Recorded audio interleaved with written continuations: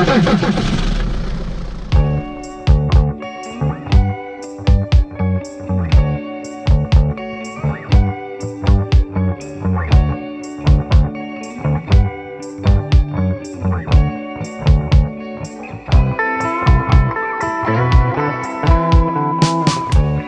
à toutes et à tous et bienvenue sur La Panaméricaine, le podcast qui traite des travaux de recherche en sciences sociales qui portent sur les Amériques. Nous sommes actuellement dans les locaux du Quai Branly, reçus par nos invités du jour pour parler de leur recherche individuelle et d'un projet collectif auquel ils prennent part pour un épisode à la croisée de l'histoire et de l'anthropologie entre la période coloniale et le 19e siècle. Nous traiterons d'appropriation culturelle et matérielle, de relations à l'environnement et d'approches collaboratives en manière d'analyse de corpus de sources. Alors bonjour donc à toutes et à tous. Donc nous sommes avec Paz Núñez Reguero. Bonjour Paz. Bonjour. Donc tu es conservatrice générale du patrimoine, donc responsable des collections Amérique au sein du musée du Quai Branly. Tu as aussi donc réalisé une thèse qui a été publiée en 2022 d'ailleurs au Presses universitaire de Rennes sous le titre Promesses de Patagonie. Et tu es aussi en fait la responsable du projet Croyant au sein du musée sur les collections royales d'Amérique du Nord qui te lie à Jonas. Donc bonjour Jonas. Bonjour. Ça, tu es doctorant, mais tu es en train de finir ta thèse donc à l'EHESS, rattachée à Monde Américain, sous la direction de Gilles Havard. Et donc ta thèse porte sur les relations amérindiennes à l'environnement en Nouvelle-France, à l'époque moderne. On va revenir aussi sur ton sujet. Et tu as aussi travaillé donc au Quai Branly avec Paz, donc sur ce projet Croyant. On va revenir justement dans cet épisode à la fois sur vos thèses et sur ce projet collaboratif que vous avez mené. Avant de commencer, vous pourriez revenir sur vos parcours respectifs, nous expliquer comment vous en êtes arrivé à travailler sur vos sujets de recherche individuels, puis à élaborer et mener à bien ce projet collectif Croyant. Je sais pas lequel des deux veut commencer. Voilà, j'ai commencé plus tôt, donc je commence. Donc moi j'ai un parcours qui a commencé plutôt dans le domaine de l'histoire de l'art et de l'archéologie, de la muséologie. J'ai étudié à l'école du Louvre, mais au départ de l'égyptologie. Puis c'est progressivement que je me suis intéressée au monde américain. J'ai donc poursuivi sur des études d'archéologie maya et j'ai décidé de passer le concours de conservateur du patrimoine parce que je sentais que j'aimais beaucoup l'archéologie, mais j'aimais aussi beaucoup la relation avec le public et le rôle social que peuvent avoir les musées aujourd'hui. Donc j'ai enchaîné sur ma formation à l'Institut national du patrimoine et j'ai été nommée en premier poste à l'unité patrimoniale des Amériques ici au musée du Quai Branly en 2005. Donc ça a vraiment été un moment important pour moi de voir naître un grand musée national qui avait des collections formidables mais qui devait encore inventer les méthodes de travail et ça a été disons un long processus vraiment intéressant pour moi. Donc le travail de conservateur il est absolument passionnant, mais c'est vrai qu'on nous demande d'être des généralistes. On travaille dans tous les domaines, il faut qu'on puisse répondre à des sollicitations qui concernent le monde inuit, l'archéologie mésoaméricaine, les Andes, enfin, c'est vraiment très varié et j'ai ressenti le besoin de faire une thèse doctorale pour en quelque sorte avoir une réflexion nourrie sur un domaine qui me donne une certaine structure, un certain sens à mon travail. J'ai longtemps cherché un sujet parce que je voulais quelque chose en lien avec nos collections pour pouvoir mener cette recherche tout en travaillant. Et au final, aujourd'hui on dirait pas, mais c'est vraiment le hasard, j'ai décidé de travailler sur les collections d'Amérique australe. Et quand je dis ça, c'est parce que moi j'ai passé mon enfance en Patagonie, donc je me suis retrouvée soudainement à travailler sur des collections incroyables qui venaient de la région que j'avais connue quand j'étais petite, où on m'a très peu finalement parlé des Mapuches, des Tehuelches, des communautés autochtones qui vivent dans la région. Donc voilà, donc ma recherche doctorale a porté sur les missions d'exploration et de collecte que la France a menées dans cette région du monde, qui est très convoitée à la fin du 19e siècle, parce que c'est une région qui est encore mal contrôlée. Donc le Chili, l'Argentine, mais aussi la France, l'Angleterre ont des visées sur cette contrée. Et aussi, il y a beaucoup de débats liés à la recherche à l'époque, et en particulier, on pense à l'époque que éventuellement l'origine de l'homme est à chercher dans le pôle sud américain. Donc c'est une recherche doctorale qui a été un long parcours personnel et professionnel parce que j'ai mis du coup 9 ans à la faire, je continue à travailler. Mais c'est vrai que ça a été une recherche passionnante parce que je travaillais sur les collections du musée. Je travaillais aussi avec des collègues conservateurs dans les musées au Chili et en Argentine, puisque beaucoup des missions de collecte menées au 19e siècle par la France sont organisées en accord, dans une parfaite entente avec les États-nations sur place. Et pour finir, parce qu'on pourrait en parler beaucoup, je dirais que ça a été pour moi la manière de vraiment comprendre comment sont constituées les collections qui sont aujourd'hui au musée. Et pour moi, ça a été vraiment l'étape indispensable avant de me lancer dans les projets collaboratifs. Parce que quand vous allez rencontrer les communautés, la première chose qu'ils vont vous demander, c'est pourquoi ces collections sont arrivées chez vous, pourquoi, dans certains cas, elles ont été collectées dans des situations violentes ou en tout cas des contextes peut-être illégitimes. Et c'est très important de pouvoir leur répondre très précisément. Merci. Et toi, Jonas, donc comment on est arrivé justement à travailler sur les Amériques? Alors là, on est à l'autre extrémité puisqu'on n'est pas au cône sud, mais donc en Amérique du Nord. Un petit peu comme Paz, je me suis longtemps questionné sur mes choix disciplinaires. En fait, à l'origine, quand j'étais au lycée, dans ma Haute-Savoie natale, j'ai commencé à lire un petit peu par hasard des livres qui se rapprochaient plus ou moins d'anthropologie, notamment d'ethnographie en fait. Et donc j'ai décidé de m'inscrire à l'université de Nanterre, qui était plus ou moins la seule à l'époque à proposer un cursus d'anthropologie, qui s'appelait encore, je crois, à l'époque ethnologie d'ailleurs. C'était en 2012. Et on ne pouvait pas vraiment s'inscrire uniquement en anthropologie. Il fallait faire 2 disciplines en même temps, quasiment jusqu'à l'obtention de la licence. Et donc j'ai choisi de faire de l'histoire en même temps. Voilà, j'ai mené un petit peu les deux de front. Et j'ai découvert dès la première année les travaux de mon actuel directeur de thèse, Gilles Havard. Voilà, en promenant à la bibliothèque tout simplement, je suis tombé sur son livre Empire et métissage. Et je me suis rendu compte qu'il existait une possibilité de faire à la fois de l'anthropologie et de l'histoire, ou plutôt de faire de l'anthropologie avec des sources historiques. Et ça m'a vraiment, ça m'a plu et ça m'a plus vraiment jamais quitté en vérité. J'ai quand même hésité longuement à poursuivre en anthropologie et en histoire, parce que à la fin de ma licence, je m'étais spécialisé plutôt en préhistoire. À Nanterre, il y avait la possibilité de faire de l'anthropologie préhistorique. Et donc j'ai choisi au début de mon master de m'inscrire en archéologie à l'université de Genève. Et j'ai fait 1 an de master là-bas où je travaillais sur le Sahel en fait. Donc je suis allé fouiller au Mali, au Sénégal, etc. Donc absolument rien à voir avec l'Amérique du Nord. Et j'ai été très frustré honnêtement parce que je trouvais que l'archéologie demandait beaucoup de travail et livrait pas beaucoup de réponses, à vrai dire. Et alors que je trouvais que les sources historiques et la réflexion anthropologique avaient quelque chose de à la fois plus satisfaisant puisque ça permettait d'avoir des informations concrètes et rapides et en même temps de plus ambitieux sur le plan théorique et épistémologique. Ce que je retrouvais pas véritablement dans la recherche archéologique francophone, ou en tout cas celle que je connaissais. Et donc assez vite, j'en suis revenu à ma première passion, qui était celle de l'Amérique du Nord autochtone, que j'avais découvert à travers les travaux de Gilles Havard. Je me suis inscrit à l'EHESS en master. J'ai commencé donc un master à Paris sous sa direction. Et à ce moment-là, j'ai travaillé plutôt sur les relations franco-amérindiennes dans la vallée du Mississippi au prisme des relations linguistiques. Je m'interrogeais sur la place de la langue dans ses premiers contacts, etc.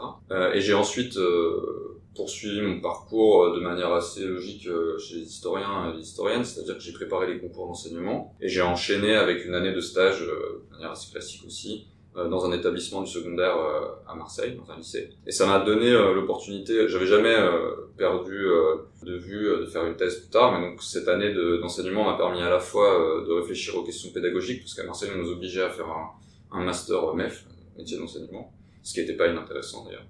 Et en parallèle, ça m'a laissé le temps de préparer un sujet de thèse, parce que j'ai revu le sujet qui m'avait occupé pendant mon master. J'ai choisi de changer de thématique et de m'intéresser plutôt à la question environnementale, principalement parce que, bon, évidemment, il y a une mode de l'histoire environnementale qui avait émergé au cours de mes études, mais aussi parce que j'avais lu beaucoup les amazonistes, les anthropologues amazonistes, qui étaient quand même très dynamiques dans les années 2010, notamment en France, mais pas seulement, aussi au Brésil, etc.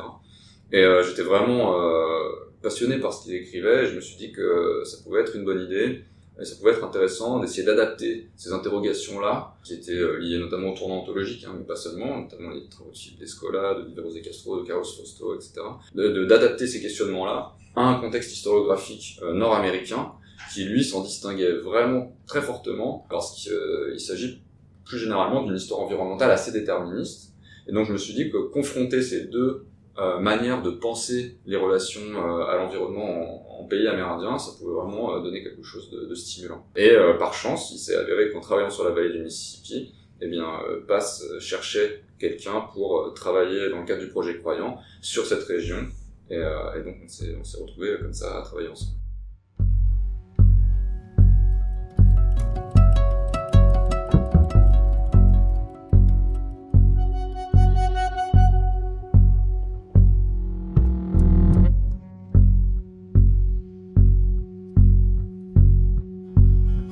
Comme cet épisode porte à la fois sur vos recherches individuelles et sur le projet Croyant, on va d'abord se concentrer sur vos travaux personnels à tous les deux. Vous avez déjà commencé un peu à nous expliquer de quoi il s'agit, mais est-ce que vous pourriez montrer comment vous liez histoire, anthropologie dans vos recherches, nous expliquer sur quel type de matériaux vous travaillez? C'est une question un peu large, méthodologique, pour que les personnes qui sont pas forcément au fait sur comment les chercheurs travaillent au jour le jour puissent avoir une idée un petit peu plus concrète. Donc moi, ma thèse, elle portait sur, comme je vous disais, les missions d'exploration menées par la France dans le cône sud américain, et mon corpus de départ, c'était les collections qui sont conservées au musée du Quai Branly. Donc une grande variété d'objets, ça peut être de la métallurgie, des objets de la vie quotidienne en cuir, du matériel lithique comme des pointes de flèches.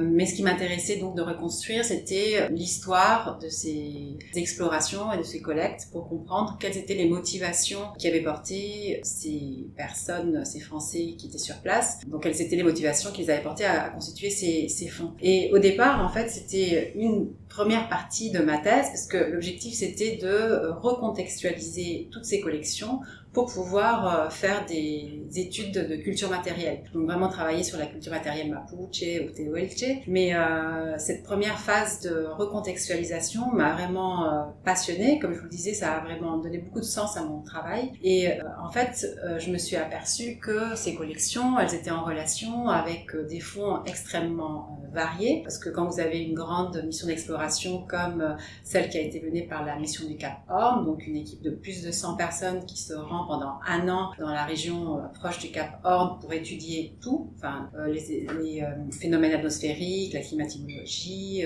les marées, l'air, tout, en l'occurrence aussi les populations qui habitent sur place. On a des collections extrêmement variées qui sont ramenées en France, de la flore, de la faune, des restes humains, et en fait la manière dont sont inventoriées ces collections est finalement beaucoup plus complète que l'aperçu que l'on peut là en avoir aujourd'hui depuis le musée, parce que nous on n'a que donc les informations relatives aux objets, mais ces fonds en fait sont tous en relation, et on peut au final avoir une vision très complète des objectifs méthodologiques et scientifiques qu'avaient ces missionnaires sur place.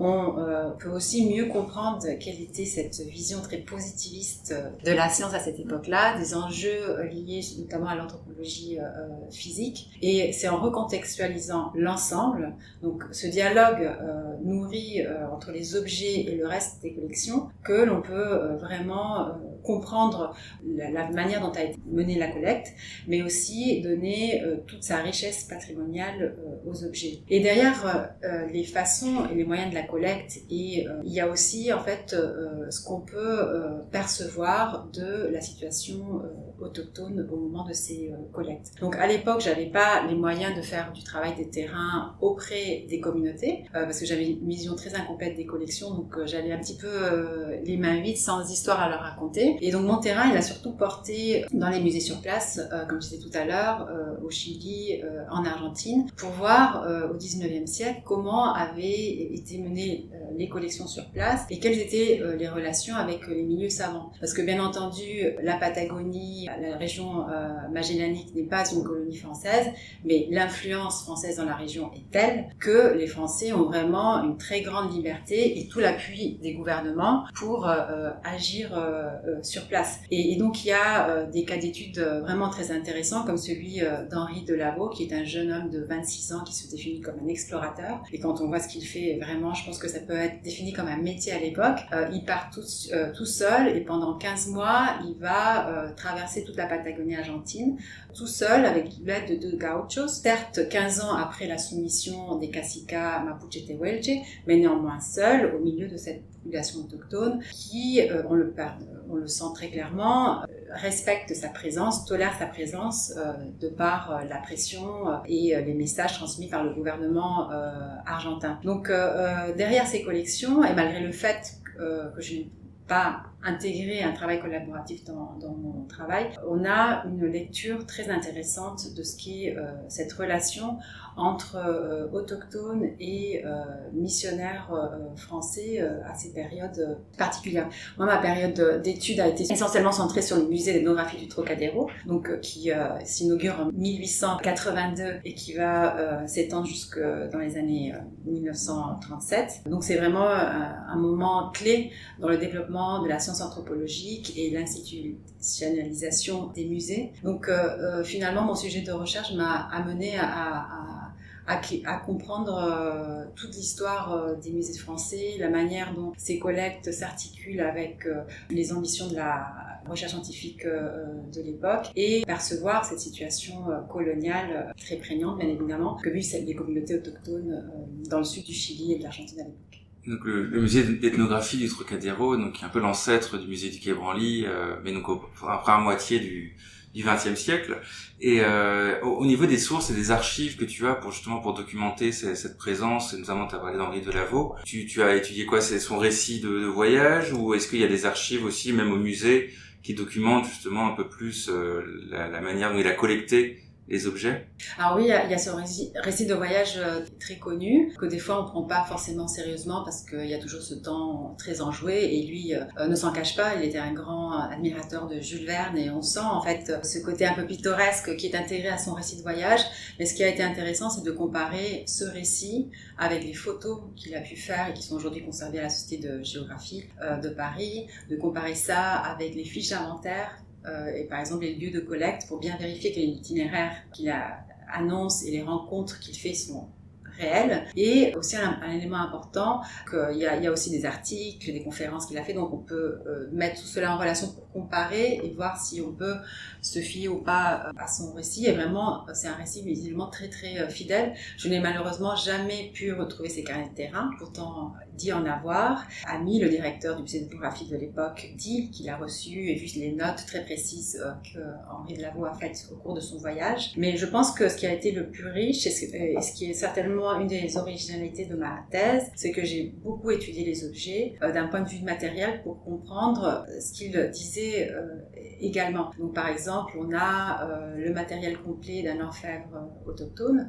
qui a été récupéré par cet explorateur français. On voit que c'est des objets très précieux parce qu'ils ont été maintes fois réparés pour pouvoir continuer à être utilisés, et néanmoins à un moment donné ils sont cédés à Henri Delaveau. Donc on peut percevoir derrière cela la paupérisation des communautés autochtones, parce qu'on fabrique les bijoux avec des monnaies en argent. Il y a des lectures comme ça très intéressantes qui peuvent être faites, ou sinon faire des études de métallurgie justement sur ces productions d'argent pour voir identifier la présence de nickel, ce qui permet de dire que ces productions sont vraiment de la fin du 19e siècle. Donc croiser ce que nous raconte Delaveau et ce que disent les collections pour voir si ça correspond, et vraiment, encore une fois, documenter au maximum les collections qui sont aujourd'hui conservées au musée du Quai Branly. Et toi, Jonas, par rapport à là, ce que vient de dire Passe, toi, tu travailles, pour ta thèse, tu travailles pas avec des objets, mais principalement, voilà, des sources écrites. Est-ce que tu peux nous raconter un peu comment tu fais Oui, bien sûr.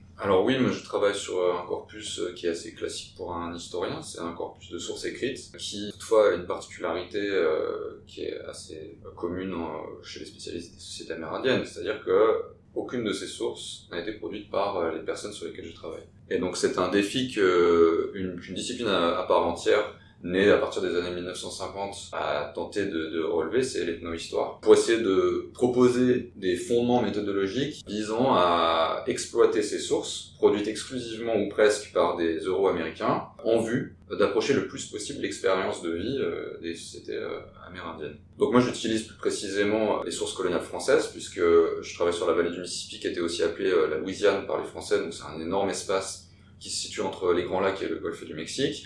Les Français ont tenté de coloniser cet espace à partir des années 1670-1680, jusqu'à la chute de la Nouvelle-France, donc en 1763, au lendemain de la guerre de 7 ans. Il y a quand même un grand nombre de sources qui ont été produites durant cette période. On peut distinguer 3 corpus, pour le dire un petit peu grossièrement, si vous voulez, pour rentrer un petit peu dans le détail. Il y a la correspondance coloniale, donc c'est tout ce que les officiers français envoyaient à Versailles au ministre de la Marine pour expliquer un petit peu comment ça se passait, notamment tout ce qui tournait autour de la diplomatie franco-amérindienne. Il y a aussi des sources missionnaires, notamment il y a un joli corpus jésuite, mais aussi quelques récollets.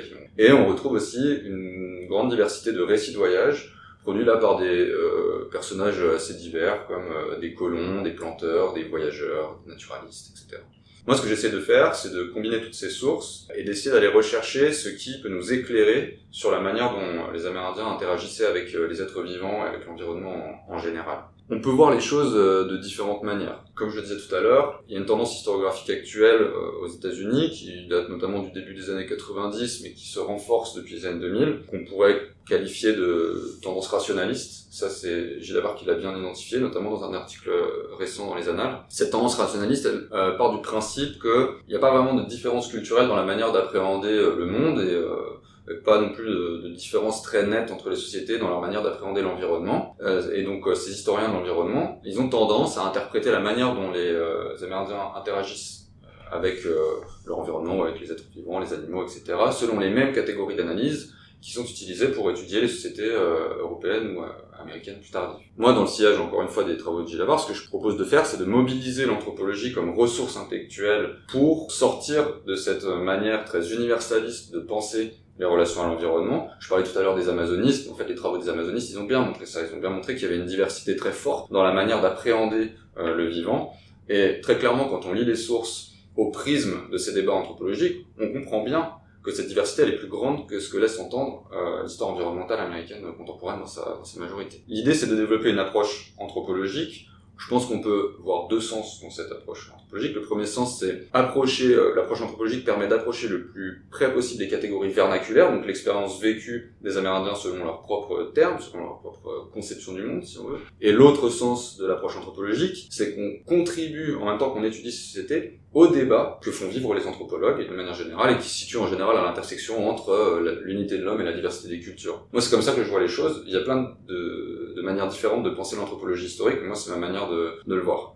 Et donc, qu'est-ce que je fais concrètement avec ces sources, selon une perspective anthropologique? C'est que, plutôt que d'aborder la question de l'environnement à partir de la subsistance ou de la manière dont les Amérindiens l'exploiteraient le plus efficacement possible, je propose de l'aborder en termes de relations sociales, véritablement comme des relations entre personnes, qu'il s'agisse de personnes humaines ou non humaines. Là, encore une fois, je m'appuie beaucoup sur les travaux des amazonistes, et pour prendre un exemple très concret, il y a un dictionnaire rédigé par un jésuite qui s'appelle Le Boulanger, un dictionnaire français et illinois.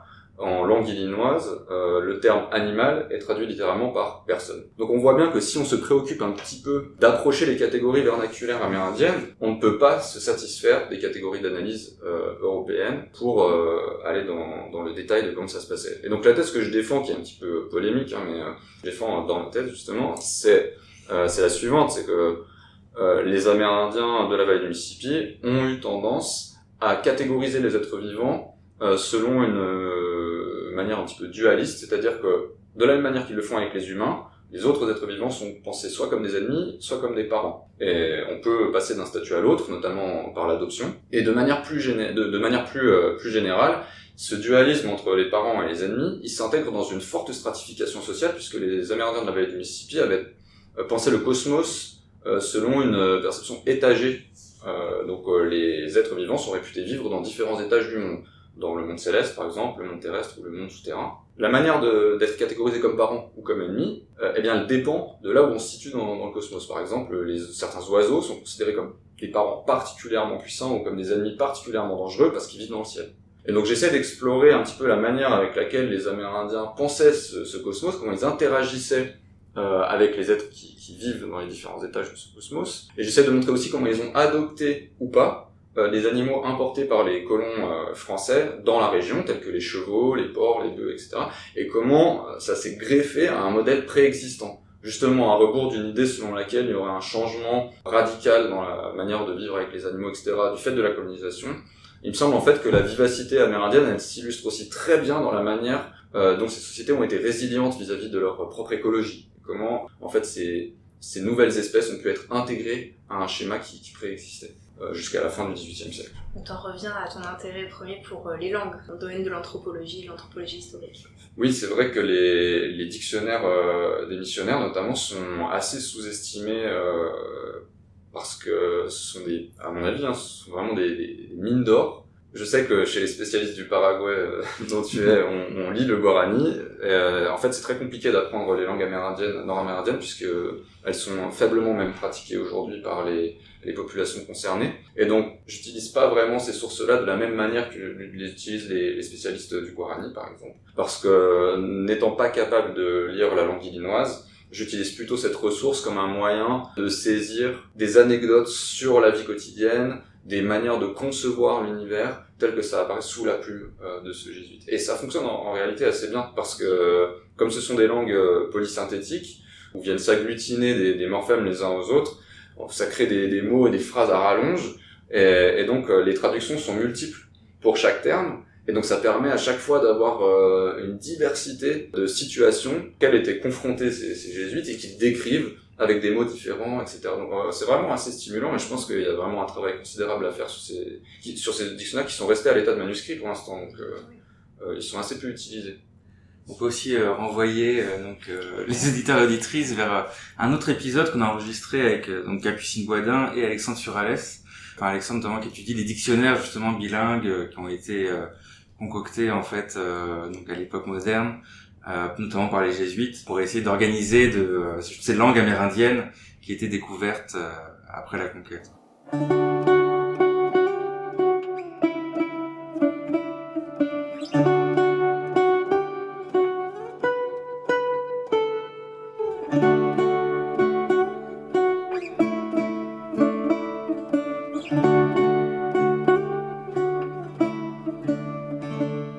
Alors maintenant, on en vient à ce projet collaboratif que vous avez mené, Pace et Jonas, au sein du musée du Quai Branly, avec la collaboration de nations autochtones nord-américaines. Est-ce que vous pouvez revenir justement sur ce corpus, d'environ 350 objets qui proviennent des États-Unis actuels, mais aussi du Canada? Dans quelles circonstances justement ces collections ont été constituées?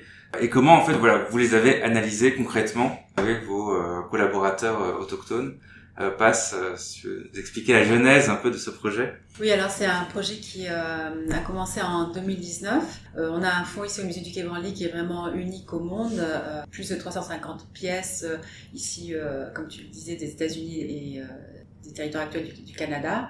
Et c'est une collection extrêmement riche puisqu'elle vient de toute cette très vaste région qui correspondait à la Nouvelle-France. Donc des productions qui sont en lien avec un très grand nombre de communautés autochtones actuelles. Il s'agit de pièces qui datent essentiellement du XVIIe et du XVIIIe siècle, qui ont été produites à un moment où les nations étaient encore souveraines et autonomes sur leur territoire. Donc elles reflètent vraiment toute la richesse production matérielle de ces nations pour ces périodes anciennes. Donc c'est un corpus qui est composé de pièces extrêmement variées. Vous pouvez avoir des armes, des arcs, des flèches, mais aussi beaucoup d'objets de parure, des coiffes, des colliers, des vestes. Vous avez aussi des mocassins, des modèles de canots en écorce de bouleau. Enfin, c'est vraiment une collection qui est connue parce qu'elle est très variée typologiquement et très variée aussi du point de vue de l'origine culturelle de ces collections. Alors, le problème, c'est que c'est des pièces qui ont été donc collectées par les Français pendant la période de colonisation. C'est des objets qui ont été envoyés en France et qui ont rejoint les cabinets de curiosité de l'aristocratie, du clergé, du roi, bien entendu. Mais à l'époque, on ne documente pas très précisément l'origine de ces pièces. Donc il est difficile de nos jours de pouvoir mettre en lien précisément ces collections avec des nations spécifiques. Donc c'est un corpus qui est très connu. D'ailleurs, une des premières expositions du musée du Quai Branly avait été dévolue à cette collection en 2007, mais il n'y avait jamais eu de travail justement collaboratif avec les nations qui se sentent associées à ces fonds. Donc moi j'avais très envie de valoriser cette collection, mais j'attendais de finir ma thèse. Donc je finis ma thèse en 2018 et je commence tout de suite à faire des recherches de mécénat pour voir trouver un financement pour mener à bien ce projet. Parce que c'est vrai que dans les projets collaboratifs, la grande difficulté, c'est de pouvoir s'assurer un financement pour voyager, faire venir nos partenaires ici en France, mais également aller les visiter dans leur communauté, parce que c'est très important pour nous chercheurs de comprendre quel est leur territoire d'origine, etc.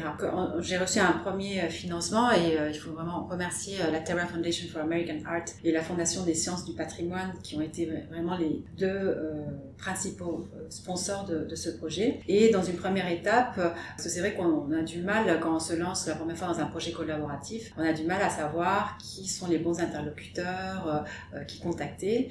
Je travaillais à l'époque avec Nikolaus Stolle, un anthropologue allemand, et je travaille aussi sur ce projet avec Leandro Varisson, qui est directeur adjoint du département de la recherche et de l'enseignement au musée du Quai Branly. Et on a fait le choix en fait de commencer à travailler avec plutôt des musées. Donc on a travaillé avec le centre culturel Seneca, qui est établi dans l'État de New York, dans une ville qui s'appelle Victor, et avec le musée McCord à Montréal, où travaille encore Jonathan Lenné, qui est lui un collègue Wendat. Donc l'idée c'était de commencer à travailler sur nos collections liées à cette région de la vallée du Saint-Laurent et des Grands Lacs, avec ces partenaires qui donc appartiennent à une nation, sont des membres reconnus de leur nation pour leurs connaissances. Mais notre travail en fait était vraiment un lien institutionnel avec ces deux institutions que j'ai nommées. Donc ça a été un projet très fructueux qui nous a permis de vraiment développer notre méthode collaborative. On a fait un premier projet d'exposition avec eux qui a itinéré au Centre culturel Seneca et au McCord Museum. Donc c'était un projet qui traitait de la diplomatie, comme celui qu'on mène avec Jonas sur la Louisiane, parce que c'est vraiment le fondement l'origine des collections qu'on a aujourd'hui au musée du Quai Branly, c'est l'échange diplomatique. Donc une première exposition qui nous a permis de bien travailler la coécriture de l'histoire qu'on allait raconter, d'adapter à chaque fois l'histoire au public qui allait voir nos expositions, parce que c'est différent de parler de l'histoire coloniale avec le public français ou avec un public sénéca. Et ça a aussi été un test très intéressant pour nous, parce que vous voyez, on travaillait avec les plus grands alliés des Français dans la région du Canada, la colonie du Canada, qui étaient les Hurons-Wendat, mais aussi avec les grands ennemis des Français, qui étaient les Sénécas. Et de mesurer aussi comment le poids de cette histoire coloniale est très très présente sur certaines communautés. Parce que la première fois qu'on a qu'on a reçu des collègues Sénécas, la première chose qu'on nous a dit, c'est de nous rappeler qu'en 1687, les Français avaient détruit, anéanti complètement le village sénéca de Ganondagan lors d'une expédition punitive. Et c'est sur ce site historique qu'a été construit le centre culturel sénéca avec lequel on a travaillé. Donc c'était vraiment des relations très intéressantes. Et le grand défi, lorsqu'on a souhaité travailler sur les collections de la vallée du Mississippi, c'est que cette fois-ci, on avait aussi des contacts préexistants avec la nation Choctaw, mais c'était des contacts avec une nation. Donc le projet que l'on mène avec Jonas a cette particularité très importante que l'on mène ce projet non pas avec des chercheurs tout simplement, mais avec des nations. Et donc il y a un aspect politique important à prendre en compte. Et ça a été pour nous un parcours vraiment intéressant. Pas forcément facile parce que déjà c'est le travail collaboratif, il est, je dirais pas difficile, mais il prend beaucoup de temps. Il faut donner du temps au dialogue, vraiment trouver la façon de raconter dans une même histoire les différents points de vue. Mais quand il y a aussi cette volonté politique, et il y a un grand enjeu pour nos partenaires de travailler avec nous sur les questions liées à cette histoire franco-amérindienne dans la vallée du Mississippi. Donc quand il y a cet élément qui se rajoute, ça fait les choses, ça rend les choses plus intéressantes. Donc juste pour préciser, donc les Hurons qui étaient les grands alliés des Français donc 17e ou 18e siècle, et donc les Sénécas, c'est une des nations iroquoises, c'est ça, qui faisait partie de la Confédération iroquoise, qui était les grands ennemis à cette époque-là des Français qui étaient établis dans le Saint-Laurent. Et Jonas, par rapport justement à cette situation politique dans la vallée du Mississippi, comment ça se passe, les interactions entre les Français et ces nations-là? Alors bon, historiquement, la France a établi des alliances avec certaines nations, et puis en même temps, elle a eu des relations extrêmement conflictuelles avec d'autres, comme par exemple les Chickasaw ou les Natchez à partir de 1729, les Meskwaki aussi qu'on appelle parfois renards. Dans tous les cas, il n'y a pas d'idée romantique à avoir sur la manière dont les Français se seraient comportés dans la vallée du Mississippi. Il y a des nations alliées, mais il y a aussi des relations extrêmement violentes qui culminent avec des massacres terribles par moments aussi tout au long de cette histoire. Nous, dans le cadre du projet Croyant, on travaille avec des nations qui sont les descendantes de nations alliées des Français. Ce qui change beaucoup de choses, parce que comme le disait Passe à l'instant à propos des partenaires qui sont plutôt dans l'État de New York ou au Canada, en l'occurrence cette histoire elle a un poids considérable dans la vie quotidienne des personnes avec lesquelles on travaille, au sens où la mémoire est très vive de cet héritage franco-amérindien, qui se ressent même dans les noms de famille des gens par exemple qui peuvent être d'origine française et dont ces personnes revendiquent fièrement l'origine précisément. On retrouve aussi cette présence de l'histoire franco-amérindienne dans l'esthétique des bâtiments, puisque quand on était en Oklahoma, dans les réserves des personnes avec lesquelles on travaille, on s'est aperçu que les bâtiments administratifs étaient parfois décorés avec des reproductions d'objets qui sont conservés ici au musée du Quai Branly. Et donc en permanence, quand on a rencontré les représentants des 4 nations avec lesquelles on travaillait, donc la Miami Tribe of Indians of Oklahoma, la Peoria Tribe of Indians of Oklahoma, la Quapaw Nation et la Choctaw Nation of Oklahoma, donc ces 4 nations avec lesquelles on a développé ce projet. Dans toutes les rencontres qu'on a pu avoir, les personnes nous parlaient immédiatement de cette histoire partagée, de cette mémoire entretenue de l'Alliance franco-amérindienne qui témoigne à leurs yeux de la souveraineté de ces nations, et aussi, très souvent, de la volonté de poursuivre cette collaboration sur un registre véritablement diplomatique. On a plusieurs partenaires qui considèrent que de travailler avec le musée du Quai Branly, c'est un moyen d'entretenir cette alliance que leurs ancêtres ont façonnée patiemment.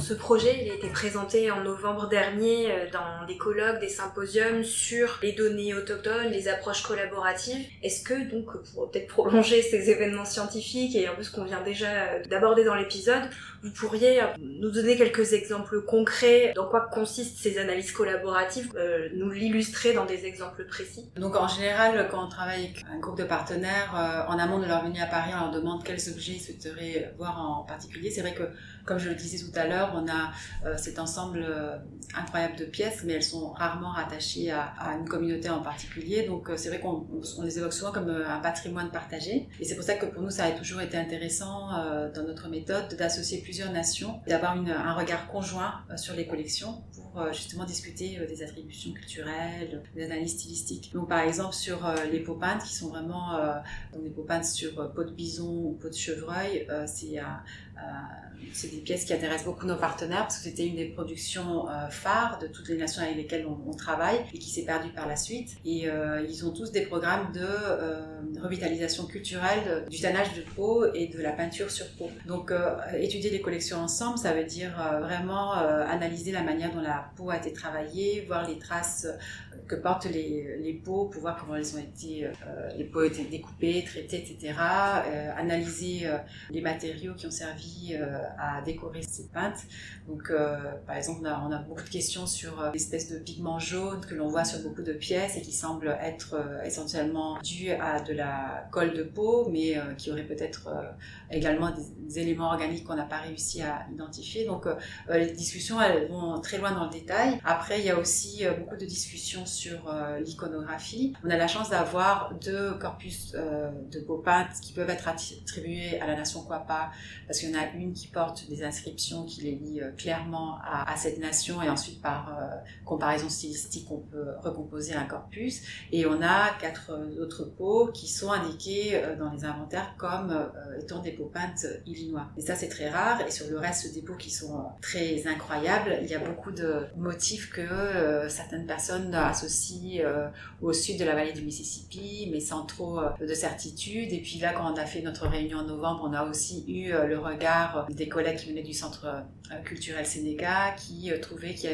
avait beaucoup d'éléments qui faisaient penser que c'était des peaux qui avaient probablement été réalisées pour certaines pour les Français, peut-être comme nappe de table. Enfin, il y a beaucoup d'hypothèses qui sont partagées et on n'a pas toujours des résultats concrets, mais c'est vraiment une étude qu'on mène sur le long terme. Après, il y a des catégories d'objets beaucoup plus spécifiques que certaines nations arrivent à associer à leur culture matérielle grâce à des sources plus tardives. Donc, par exemple, les collègues Choctaw qui ont vraiment mené une révision très exhaustive du matériel Choctaw réparti dans le monde et une étude des sources historiques ont repéré, par exemple, un carquois fait en peau de poisson ou des dards qui sont faits à partir de bois ou de canne et de roseaux. Donc des objets qui peuvent associer à ce que leurs ancêtres produisaient et ils mènent vraiment des projets ensuite de revitalisation culturelle. Les premiers échanges qu'on avait eus avec la nation Kwapa date d'avant le projet Croyance, c'était en 2017. À cette époque, on avait fait une première consultation virtuelle des collections. Donc eux, ils étaient chez eux dans l'Oklahoma et nous, avec une caméra, on leur avait montré une sélection d'objets. Et on a été très surpris lorsqu'on est allé avec Jonas visiter leur centre culturel qui s'est inauguré en 2021, de voir qu'ils avaient reproduit un grand nombre d'objets sans les avoir vus, parce que pendant longtemps, on a collaboré avec eux. Mais quand le projet Croyant a commencé, il y a eu l'épidémie du Covid et du coup les premières visites de nos partenaires à Paris ont mis du temps à avoir lieu et le centre culturel Sénéca s'est inauguré en 2021. Leur première visite de collègues était l'année suivante.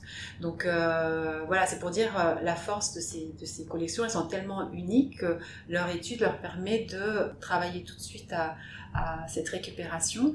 Un projet qu'on a fait l'année dernière et qui a prolongé lors de la venue de nos partenaires en novembre, c'est l'étude des flèches conservées dans la collection. En fait, nos partenaires connaissent très bien les pointes de flèches en pierre ou en écailles de poissons qu'on retrouve sur le site archéologique. Ils n'avaient jamais vu des flèches montées avec des ligatures préservées, le décor encore présent. Donc c'est une étude extrêmement riche et par exemple, ce qu'ils souhaitent faire, c'est vraiment analyser les plumes, les flèches et également les pierres qui sont utilisées pour certaines pointes pour essayer de préciser l'attribution culturelle de ces pièces, puisque apparemment il y aurait certaines pierres qui pourraient être associées à des sources par exemple très proches des territoires d'origine de la nation Kwapa. Donc c'est pour eux des rencontres exceptionnelles parce que nous c'est toujours très émouvant d'assister à ces consultations parce que comme ils ont pas d'objets de cette époque,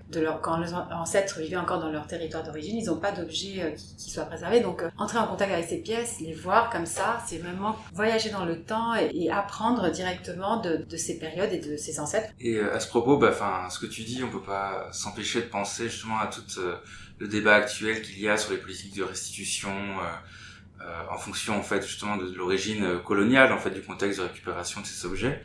Comment en fait le Quai Branly déjà se positionne par rapport à ça? On sait que les obstacles juridiques sont aussi très forts pour empêcher évidemment de telles restitutions. Mais est-ce qu'il y a aussi des programmes peut-être justement de prêt en fait des objets pour les exposer dans ces musées justement de ces nations autochtones? Alors la question des restitutions, en fait, nous, c'est pas quelque chose qu'on a forcément en tête, parce que les collections nationales au public, elles appartiennent à l'État, donc c'est plutôt l'État qui gère ces questions-là. Mais nous, ce que je veux dire dans ce projet-là, effectivement, lorsque l'on travaille avec des partenaires Sénéca, donc la Confédération Haudenosaunee, qui est l'une des nations qui a le plus fait de demandes de restitution de pièces, et notamment de wampum, et qu'on travaille sur un projet sur les wampum, on se pose la question de comment ils vont réagir aux collections que l'on a ici.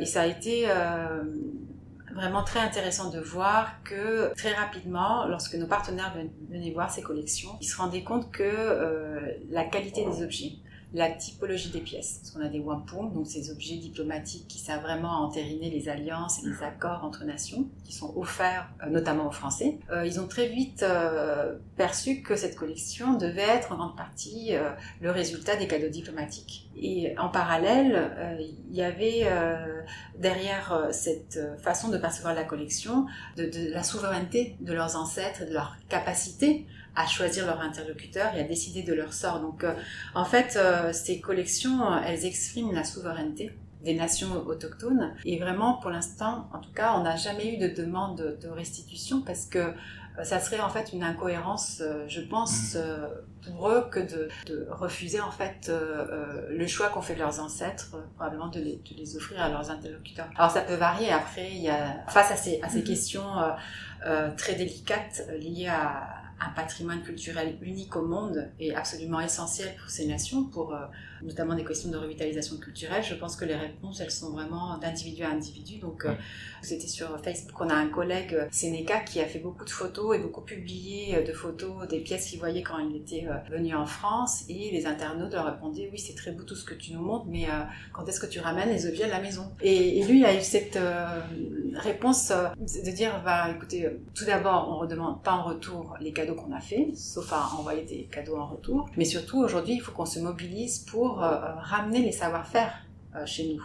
Donc, il faut se mobiliser pour prendre le temps de réapprendre à faire de la broderie de pique en porte-képique, de tanner les peaux, etc. Et c'est vrai qu'aujourd'hui, ces pratiques, elles se maintiennent chez beaucoup de porteurs culturels, mais de manière générale, elles sont très peu pratiquées. Et par exemple, pour ce collègue Sénéca, ce qui est très important, c'est aussi que les femmes se réapproprient ce savoir-faire, parce qu'aujourd'hui, il y a en tout cas, nos partenaires, c'est essentiellement des hommes. Et eux, ce qu'ils veulent, c'est vraiment de redonner et partager ce qu'ils ont appris à partir des collections avec le reste de la communauté. Donc oui, dans notre projet, ce qui est essentiel, c'est de toujours partager les résultats de nos recherches.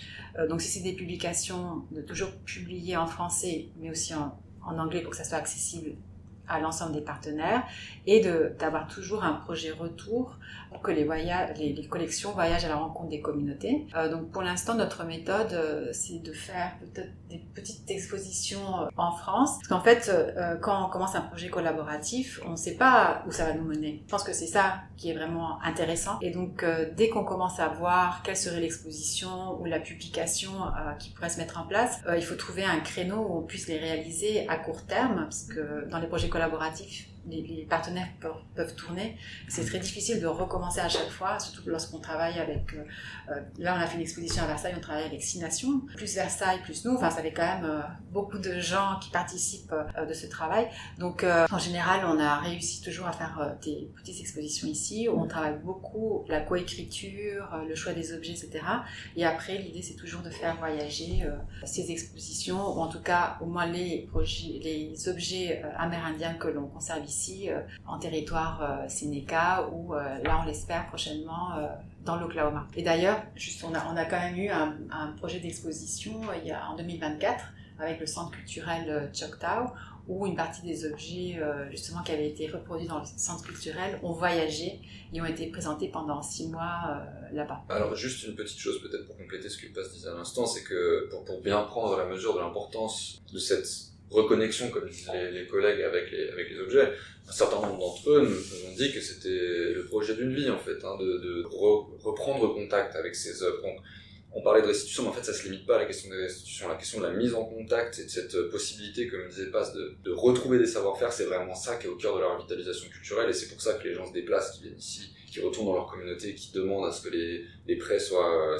effectués dans leurs propres institutions pour que les gens puissent voir les choses. Donc, je pense vraiment que c'est important, et les porteurs culturels, ils consacrent un temps considérable, alors qu'ils sont déjà très occupés chez eux, mais pour pouvoir mettre à profit toute cette recherche, plutôt que de demander des restitutions. Après, on verra, ça peut évoluer évidemment. Ce que je voulais dire surtout, c'est que donc il y a cette dimension collaborative autour de l'étude des objets, bien entendu, qui est fondamentale, parce que c'est le point de départ du projet.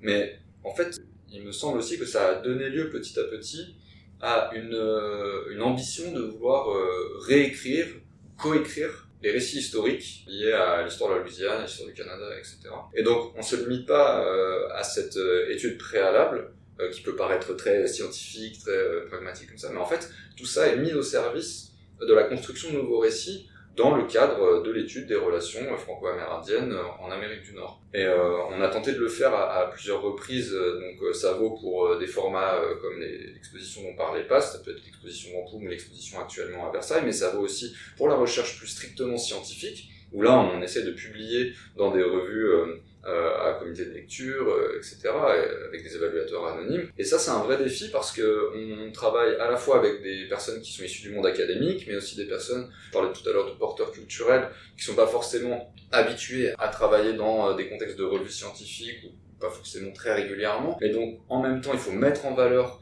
leurs connaissances, ces savoirs, etc., qui sont extrêmement importants, parce que l'une des grandes découvertes, j'ai l'impression qu'on a faites en travaillant avec les partenaires autochtones, c'est que il y a une quantité de réflexions, de travaux historiques qui sont menés là-bas dans ces nations, mais qui ne sont pas publiés. On passe complètement à côté si on travaille pas en direct vive voix avec ces personnes. Et donc, une des questions qu'on se posait, c'est comment mettre en valeur ces connaissances, ces savoirs sur l'histoire, comment coécrire ensemble cette histoire dans des revues qui demandent certaines normes scientifiques à respecter bien évidemment. Comment on fait pour proposer des choses un petit peu nouvelles, des formats un petit peu originaux, et en même temps qui correspondent aux critères de la science contemporaine. Et c'est ce qu'on a essayé de faire dans le numéro notamment de Gradiva, la revue d'anthropologie et d'histoire des arts, en collaborant avec ces mêmes collègues à partir de l'étude des collections conservées ici au musée et aussi à partir de l'étude, par exemple, de cartes historiques de la Louisiane conservées dans différentes institutions françaises, comme le service historique de la Défense, la Bibliothèque nationale, les archives nationales, etc. Et je trouve que, pour revenir à un exemple concret, vous demandiez ça tout à l'heure, je pense qu'un des exemples les plus intéressants qu'on a été amené à voir dans ce projet sur les cartes, c'est avec nos collègues Choctaw notamment, on s'est intéressé à des cartes manuscrites qui sont déjà connues mais qui n'ont pas été énormément étudiées. Et on s'est aperçu en comparant des toponymes qui sont présents en langue Choctaw sur ces cartes et des récits conservés dans les archives françaises, notamment aux archives nationales d'outre-mer, connaissent mal nos partenaires qui ne parlent pas français, donc qui les consultent assez peu ou alors uniquement des traductions. En fait, on s'est aperçu qu'en comparant nos manières de travailler, en comparant nos bases de données respectives, nos notes d'archives, etc., que ce soit ici en France ou là-bas aux États-Unis, on arrive à aboutir à des conclusions et des analyses qu'on n'aurait jamais pu formuler de cette manière sans collaborer. Ça me paraît aujourd'hui évident et j'étais pas forcément convaincu au départ du projet, mais très clairement, ce travail sur les cartes avec des collègues Choctaw qui connaissent très bien la cartographie, qui utilisent des systèmes d'information géographique aussi pour travailler sur leur territoire d'origine, etc. En fait, en combinant ces différents savoir-faire et ces différentes connaissances, on arrive à aboutir, je crois, à des nouvelles manières de comprendre cette histoire. Peut-être juste pour rebondir sur les questions si tu parlais de demande de restitution, c'est que tout ce travail qui a été fait, qui est fait sur les cartes, il est vraiment très important parce que ces nations, on l'a peut-être pas précisé clairement, mais elles ont été déportées dans l'Oklahoma au 19e siècle et du coup, aujourd'hui, ces nations travaillent beaucoup sur notamment les sources françaises du XVIIIe siècle pour documenter leur présence sur leurs anciens territoires. Donc la loi NAGPRA, c'est Native American Grave Protection and Repatriation Act, qui a été promulguée, je crois, en 1990 et qui a été récemment renforcée aux États-Unis. Et cette loi repose sur le principe que les nations souveraines reconnues par l'État fédéral américain peuvent demander la restitution d'un certain nombre d'objets archéologiques considérés comme sacrés, par exemple, ou des restes humains. Pour effectuer ces restitutions, les nations doivent construire des dossiers à destination de l'État fédéral américain. C'est quand même un travail gigantesque et certaines des recherches qu'on a menées avec les partenaires ont été utilisées dans le cadre de dossiers NAGPRA, justement, pour prouver, par exemple, que certaines nations occupaient tel territoire à telle époque, ce qui permettrait de demander des restitutions d'objets archéologiques qui auraient été découverts dans ces régions précisément. Donc il y a des conséquences qui sont assez importantes potentiellement dans le travail collaboratif en termes là encore de souveraineté et de politique patrimoniale dans ces nations.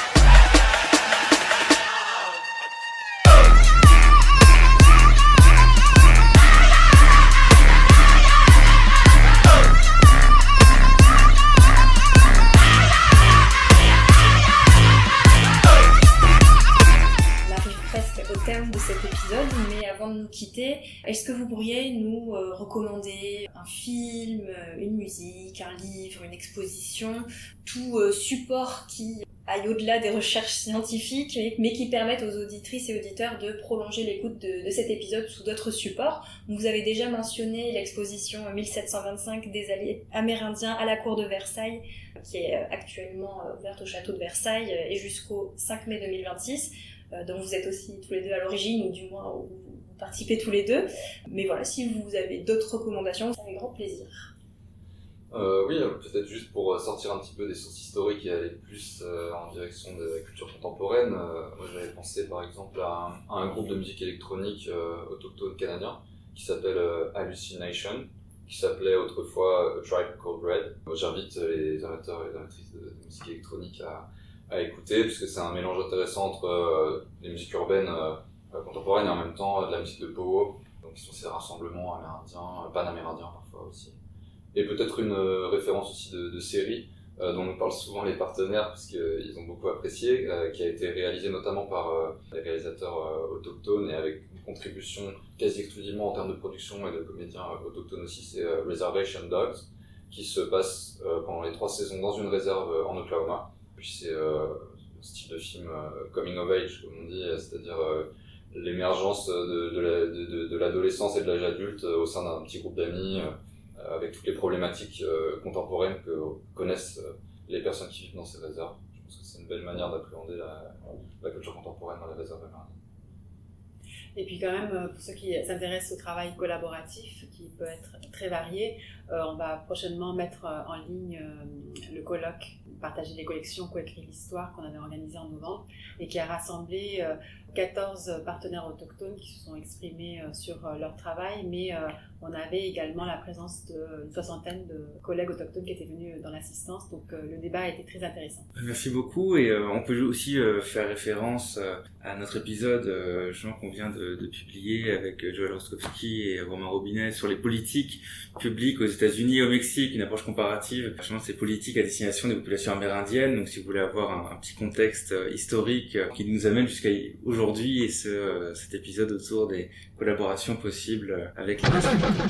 On arrive cette fois à la fin de l'épisode. Merci à tous les deux d'avoir répondu présent à notre invitation et surtout d'avoir hébergé l'enregistrement de l'épisode au Quai Branly. Vous retrouverez toutes les références culturelles en description de l'épisode. Merci de nous avoir écoutés jusqu'au bout et on se retrouve